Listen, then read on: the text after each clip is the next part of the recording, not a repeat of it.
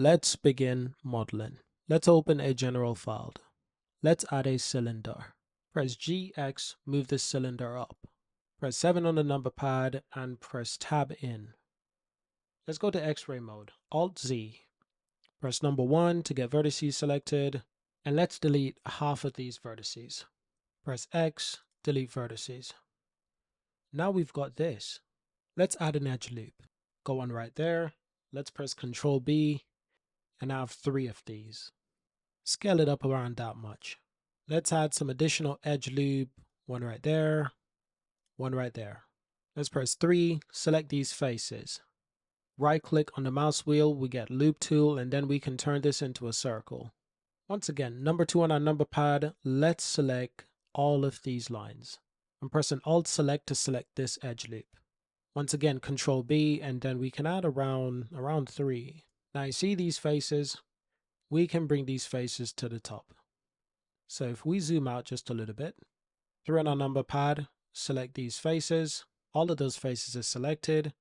Number 1, once again, G, Z, and we can move these up.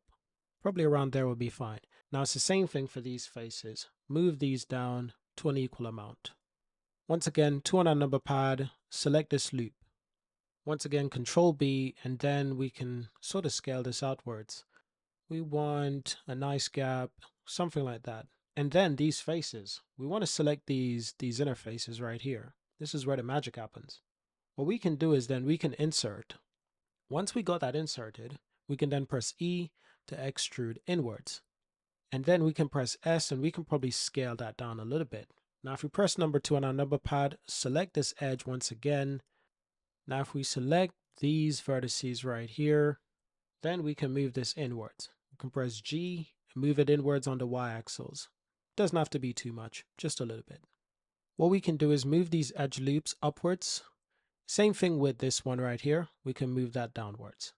Then we can add a couple more loop cuts. I can add one right there, and I can add one right there. Now they look a little bit more evenly spaced out.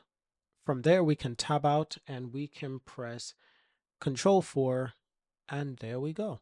Like magic, shade smooth, and it's done.